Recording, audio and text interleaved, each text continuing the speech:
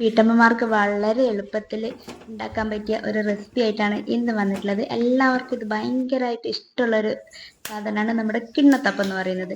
അപ്പോൾ എളുപ്പത്തിൽ നമുക്ക് വീട്ടിലുള്ള സാധനങ്ങൾ ഉപയോഗിച്ച് ഉണ്ടാക്കാം. ഇതിനായിട്ട് കടലപ്പരിപ്പ് എടുത്തിട്ടുണ്ട്, അത് 2 മണിക്കൂർ കുതിർത്ത് വെച്ചിട്ടുണ്ട്. ശർക്കര ഒരു 350 ഗ്രാമോളം എടുത്തിട്ടുണ്ട്. അതിലേക്ക് 3/4 ഗ്ലാസ് വെള്ളം ഒഴിച്ചിട്ട് അതൊന്ന് നന്നായിട്ട് കുറുക്കിയെടുക്കണം. നല്ല രീതിക്ക് കുറുകി വന്നിട്ടുണ്ട്. അപ്പം നമുക്ക് ഈ ഒരു പാകം ആകുമ്പോഴത്തേക്ക് നമുക്ക് ഫ്ലെയിം ഒന്ന് ഓഫ് ചെയ്ത് കൊടുക്കാം. ഇതൊരു പാത്രത്തിലേക്ക് നമുക്ക് അരിച്ചു മാറ്റാം. ശർക്കരയിൽ വല്ല കല്ലോ മണ്ണോ എന്തെങ്കിലുമൊക്കെ ഉണ്ടെങ്കിൽ നമ്മൾ ഇതുപോലെ ചെയ്യുമ്പം നമുക്കത് ക്ലീൻ ആയിട്ട് കിട്ടും. അപ്പോൾ ഇത് ചെയ്യാൻ മറക്കരുത്. ഇനി അത് നമുക്ക് ഒരു ഭാഗത്തേക്ക് മാറ്റി വെക്കാം. നമുക്ക് ഇപ്പം ആവശ്യമില്ല. അപ്പോൾ നമുക്ക് അടുത്ത സ്റ്റെപ്പിലേക്ക് പോകാം. ഇതിനായിട്ട് 1/2 തേങ്ങയുടെ തേങ്ങാപ്പാലാണ് എടുത്തിട്ടുള്ളത്. 2ാം പാല് 250 ml, 1ാം പാല് ഒരു 3/4 കപ്പോളം എടുത്തിട്ടുണ്ട്. ഒരു പാൻ എടുത്ത ശേഷം അതിലേക്ക് 250 ml അളവിലാണ് നമ്മൾ അരിപ്പൊടി എടുത്തിട്ടുള്ളത്. വറുത്ത പച്ചരി പൊടിയാണ് എടുത്തിട്ടുള്ളത്. പത്തിരിക്കൊക്കെ ഉപയോഗിക്കുന്ന ആ സെയിം പൊടി എടുത്താൽ മതി. ഇതിലേക്ക് 2ാം പാല് മുഴുവനായിട്ട് ഒഴിച്ചു കൊടുക്കുക. കട്ടകളൊന്നും ഇല്ലാതെ അതൊന്ന് മിക്സ് ചെയ്തിട്ടെടുക്കാം.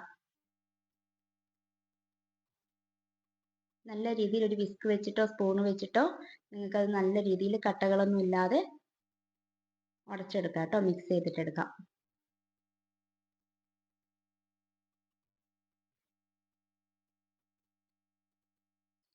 കംപ്ലീറ്റും ഞാൻ ഇതുപോലെ മിക്സ് ചെയ്തിട്ട് എടുത്തിട്ടുണ്ട്.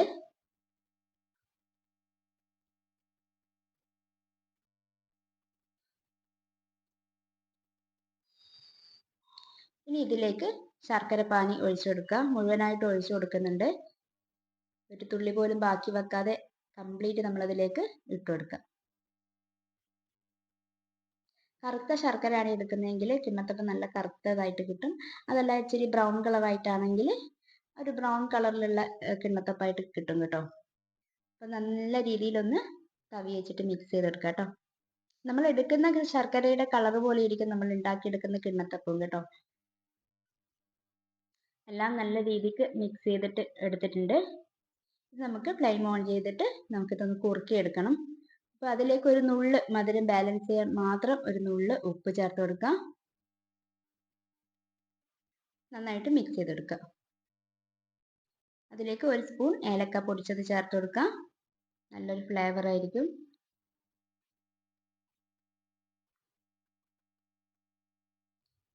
ഏകദേശം കുറുകി വന്നിട്ടുണ്ട്. നമ്മൾ ഏറ്റവും ലോ ഫ്ലെയിമിലല്ല, ഒരു മീഡിയം ഫ്ലെയിമിലാണ് നമ്മളിത് തയ്യാറാക്കി എടുക്കുന്നത്. ഒന്ന് കുറുകി വരുന്നവരെ നമ്മളൊരു മീഡിയം ഫ്ലെയിമിലിട്ടിട്ട് ചെയ്യാം. അത്യാവശ്യം നല്ല രീതിക്ക് കുറുകുമ്പോൾ തീ നന്നായിട്ട് ലോ ചെയ്ത് വെക്കാം. ഈ ഒരു പാകമാകുമ്പോൾ 1ാം പാല് ഒഴിച്ചു കൊടുക്കുക. ഉടനെ തന്നെ നമ്മളത് മിക്സ് ചെയ്യുമ്പോൾ ഇച്ചിരി കട്ട പിടിച്ച പോലെയൊക്കെ ഉണ്ടാവും. അപ്പോൾ അതൊന്നും പ്രശ്നമില്ല. അത് നല്ല രീതിക്ക് കുറുകി വരുമ്പം അതൊക്കെ മിക്സ് ആയിട്ട് നല്ല രീതിക്ക് വന്നോളും. അത് കണ്ടിട്ട് ആരും ടെൻഷൻ ആവണ്ട. ചൂട് സാധനത്തിലേക്കാണ് നമ്മൾ തേങ്ങാപ്പാൽ ഒഴിക്കുന്നത്. അപ്പം ഇച്ചിരി കട്ട പോലെയാണ് ആദ്യം വരിക. അപ്പം അതൊന്ന് നല്ല രീതിക്കൊന്ന് ഉടച്ച് മിക്സ് ചെയ്ത് കൊടുക്കുമ്പോൾ അത് ക്ലിയർ ആയിക്കോളും. ഇനി നമ്മൾ തീ ഒന്ന് അല്പം കുറച്ച് കൊടുക്കുക. കൈവിടാതെ തന്നെ ഇങ്ങനെ ഇളക്കിക്കൊണ്ടിരിക്കണം കേട്ടോ, അടുക്കി പിടിച്ചു പോകരുത്. നോൺ സ്റ്റിക്കിന്റെ പാത്രമാണ് എടുക്കുന്നുണ്ടെങ്കിലും നമ്മൾ കൈവിടാതെ ഇളക്കിക്കൊണ്ടിരിക്കണം.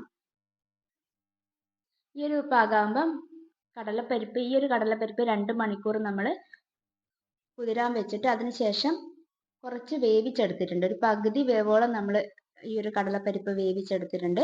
ആ ഒരു പാകത്തിലാണ് നമ്മൾ ഇതിലേക്ക് ഇട്ട് കൊടുക്കുന്നത് കേട്ടോ. മുഴുവനായിട്ട് വേവിക്കരുത്. അപ്പം നമ്മൾ ഇതിൽ ഇട്ടിട്ട് മിക്സ് ചെയ്ത് കൊടുക്കുന്ന ആ ഒരു സമയം അത് അടിഞ്ഞു പോകും. അപ്പം പകുതി വേവിൽ നമ്മൾ ഒരൊറ്റ വിസിലിൽ, കുക്കറിലാണ് വെക്കുന്നുണ്ടെങ്കിൽ ഒരൊറ്റ വിസിലിൽ വേവിച്ചിട്ടെടുക്കുക കേട്ടോ.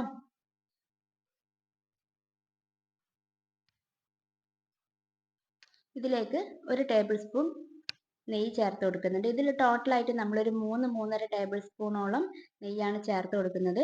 അപ്പം ഒരുമിച്ച് ചേർത്ത് കൊടുക്കാതെ കുറച്ച് കുറച്ചായിട്ട് ഇങ്ങനെ അതിലേക്ക് ഇട്ട് കൊടുത്തിട്ട് മിക്സ് ചെയ്തിട്ട് ഒന്ന് എടുക്കുക. ഇത് ഞാൻ ഏകദേശം ഒരു വൈകുന്നേര സമയത്താണ് കേട്ടോ ചെയ്തെടുക്കുന്നത്. വീണ്ടും നമ്മൾ നെയ്യ് ഒഴിച്ചിട്ട് മിക്സ് ചെയ്യാം. കൂടുതൽ നെയ്യ് ചേർക്കേണ്ട ആവശ്യമില്ല. ഒരു 3-4 ടേബിൾ സ്പൂൺ മാത്രം നെയ്യ് ഇതിനായിട്ട് ആവശ്യമായിട്ട് വരുന്നുള്ളൂ. ഇത് മാക്സിമം നമ്മൾ പരമാവധി ഇത് കുറുക്കി എത്രത്തോളം കുറുക്കി എടുക്കാൻ പറ്റുമോ അത്രത്തോളം നല്ല ടൈറ്റ് ആയിട്ട് കിട്ടുന്ന രീതിയിൽ കുറുക്കി എടുക്കുകയാണ് വേണ്ടത് കേട്ടോ. അപ്പോഴേ നമ്മൾ കിണ്ണത്തപ്പം നല്ല കറക്റ്റ് പാകത്തിൽ കിട്ടത്തുള്ളൂ. ഞാനിത് ചെയ്തുകൊണ്ടിരിക്കുന്ന സമയത്ത് കറണ്ട് പോയും വന്നും ഇങ്ങനെ ഇരിക്കുകയാണ് കേട്ടോ. അപ്പം അത് കുറച്ച് അങ്ങോട്ടുള്ള വീഡിയോ കാണുമ്പോൾ നിങ്ങൾക്കത് മനസ്സിലാവും, കുറച്ച് ക്ലാരിറ്റി ഇച്ചിരി കുറവായിട്ടുണ്ട്. അപ്പം കറണ്ട് പോയും വന്നും ഇങ്ങനെ ഇരിക്കുകയാണ്.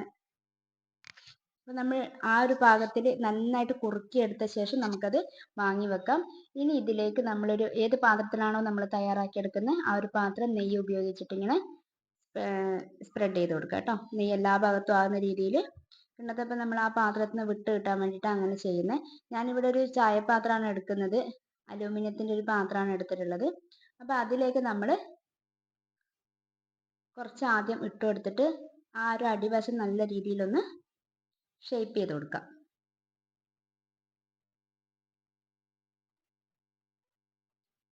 കറക്റ്റായിട്ട് ഷേപ്പ് ചെയ്ത് കൊടുത്ത ശേഷം നമുക്ക് ബാക്കി കൂടി നമുക്ക് അതിലേക്ക് ഇട്ട് കൊടുക്കാം.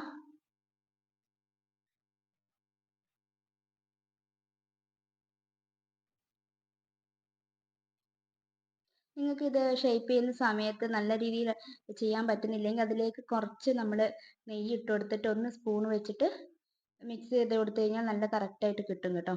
ആ പാത്രമൊക്കെ നല്ല കംപ്ലീറ്റ് ആയിട്ട് കിട്ടിയിട്ടുണ്ട്. ഇതിൻ്റെ ഒരു പാകം എന്ന് പറയുന്നത് മാക്സിമം നമ്മൾ നല്ല രീതിക്ക് എത്രത്തോളം കുറുക്കിയെടുക്കാൻ പറ്റും അത്രത്തോളം കുറുക്കിയെടുത്ത ശേഷം പാത്രത്തിൽ നിന്ന് വിട്ട് വരുന്ന രീതിക്ക് ആ ഒരു പാകമാണ് ഇതിൻ്റെ ഒരു കറക്റ്റ് പാകം കേട്ടോ. അപ്പം ഞാൻ അതിലേക്ക് കുറച്ച് നെയ്യ് ഇട്ട് കൊടുത്തിട്ടുണ്ട്. അതൊന്ന് നല്ല രീതിക്കൊന്ന് ഷേപ്പ് ചെയ്തിട്ട് എടുക്കാൻ വേണ്ടിയിട്ട്.